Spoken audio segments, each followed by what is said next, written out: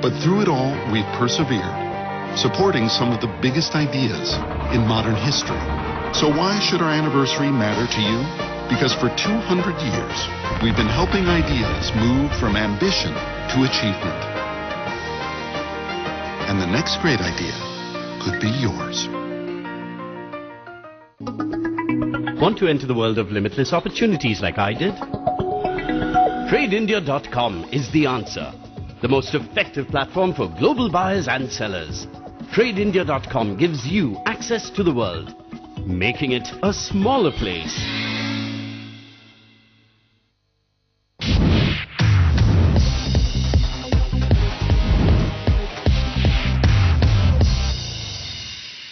I welcome you all to the Citi India Commercial Bank Thought Leadership Conclave in association with the Economic Times.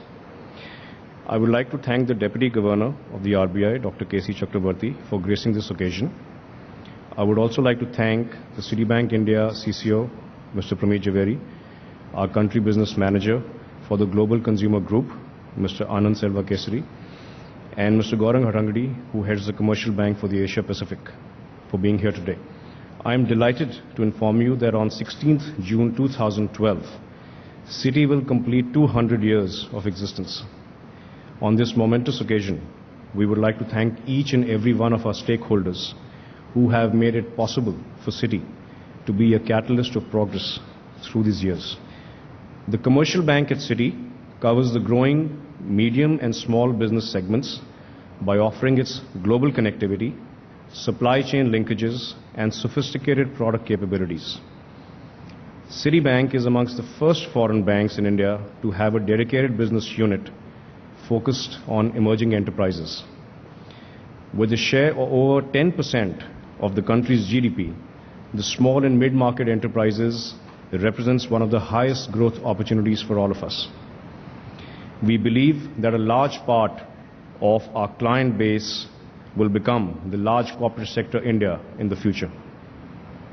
We are delighted to host today's Thought Leadership Conclave exclusively for our commercial bank clients. I would now like to call upon Bodhisattva Ganguly, who is the Deputy Executive Editor of Economic Times, to come and share a few words. Thank you. Thank you so much.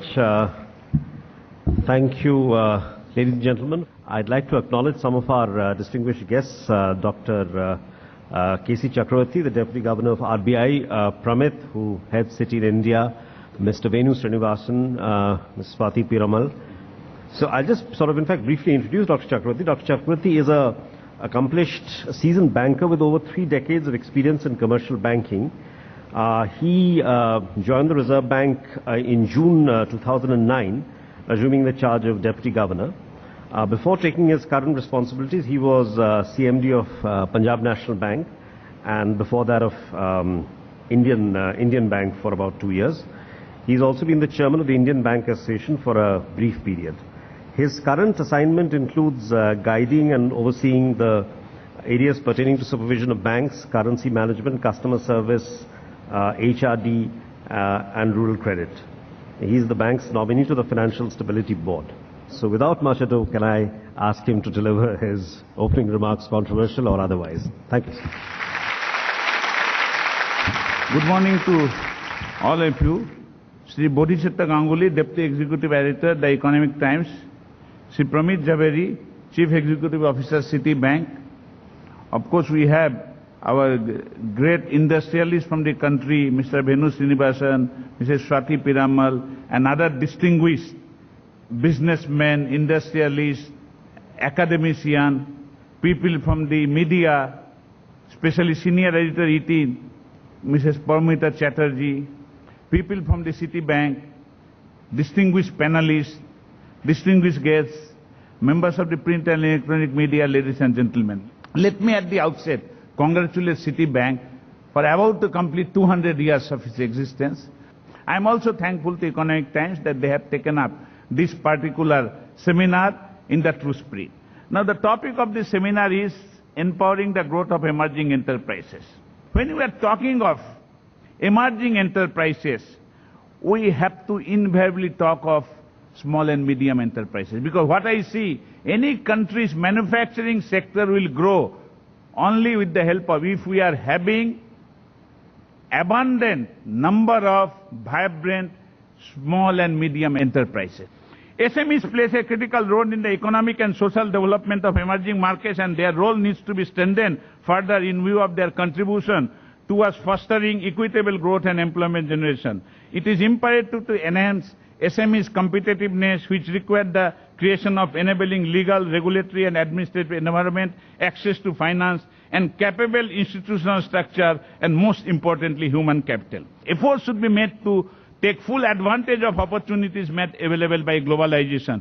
This is possible only through enhancing efficiency and competitiveness of the enterprises, to continuous technological innovation, quality improvement, better access to finance, diversification into new geographies and markets, modernization, adoption of better risk management and corporate governance practices, better human resource management, better infrastructure, investment climate reform, etc. SMEs on their part should strive hard to take advantage of the opportunities presented by this rapidly changing business environment, and should keep on evolving, staying clear of all the potential pitfalls that confront them in their natural progression from small enterprises to large corporations, or even into multinational corporations in future. I wish this particular seminar and workshop all the success, at least evolving some policy guidelines, some acceptance. Thank you very much. We'll now have a lamp lighting ceremony, so may I request Pramit to join us.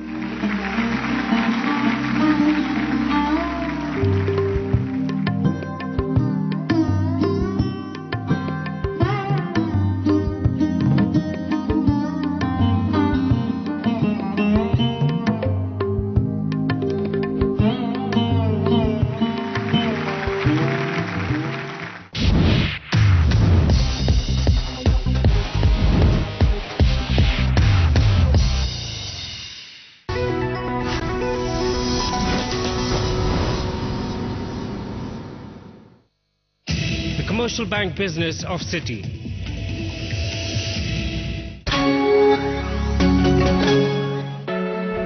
Introducing the Dell XPS 13 Ultrabook, inspired by Intel, powered by second-generation Intel Core i7 processor, crafted to perfection. High performance delivered. It's how we help our clients succeed. 50,000 calls a day for New York City. Delivered. $7 billion in online sales for Marriott. Delivered. 1 billion euros in savings for Unilever. Delivered. A 30% increase in attendance for the Royal Shakespeare Company. Delivered. Around the world, in every industry, across consulting, technology, and outsourcing, we deliver.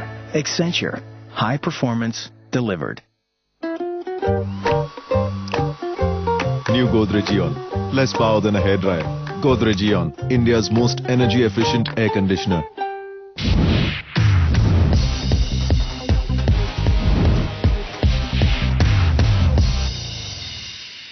Let's focus on the panel discussions.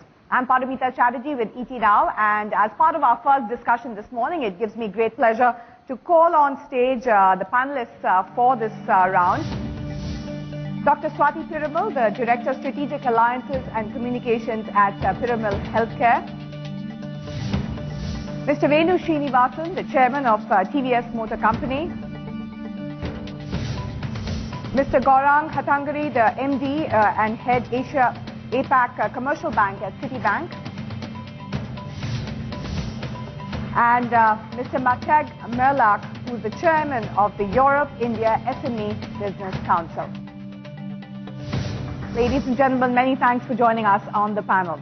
Right, Dr. Chakravarti spoke about key issues, and as I said, today in the audience, we hope to really answer some of the questions as far as emerging enterprises are concerned, and focus on the challenges, how to convert them into opportunities. And let me start it off with you, Venu Srinivasan. You know, as somebody who has clearly grown his own company, both within domestically as well as outside, for companies now who want to go out and address newer markets, what should be the key enablers or the key issues that they should be starting off with?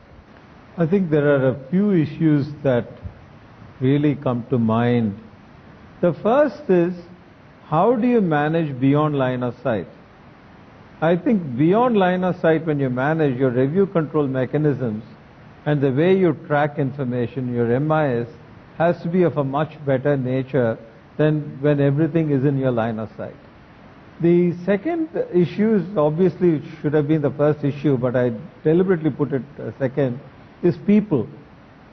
You need to build competence in your people and develop an organization. The third issue becomes risk. Suddenly what happens, you have a lot of risks. So broadly, any entrepreneur who's does not have to overnight do these things. These things are built layer by layer. No organization really in reality grows overnight. Rome is not built in a day. Absolutely. So clearly there are many layers to this. Swati, let me start with you. For Piramal Healthcare, take us to the starting point when you actually went and decided to branch out and approach some of these newer markets. What was the thought process? Well, Piramal Healthcare started as a small company, a pharmaceutical company, but today it is a conglomerate.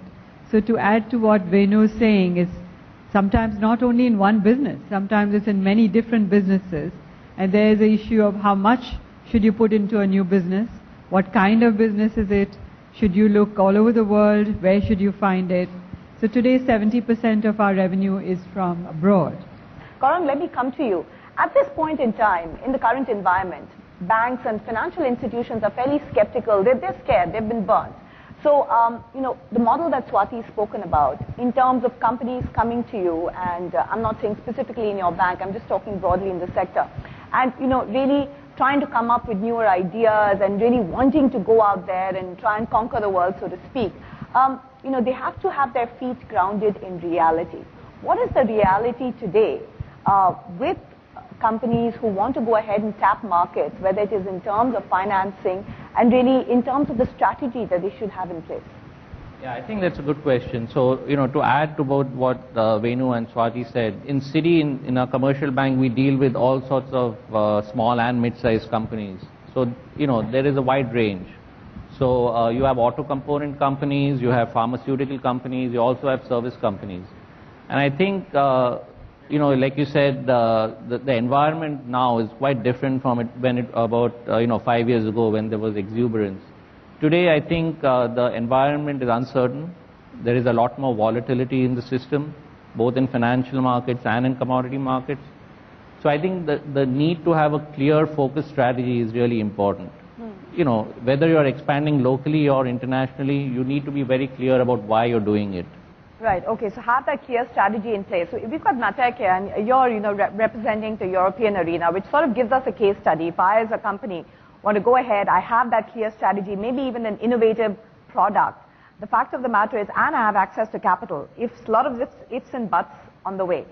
Europe, which right now is sort of a case study in perhaps, a market which is in doldrums and in a lot of confusion.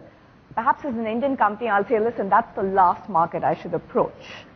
How would you respond to that? What should be my strategy specifically when it comes to the European market? When I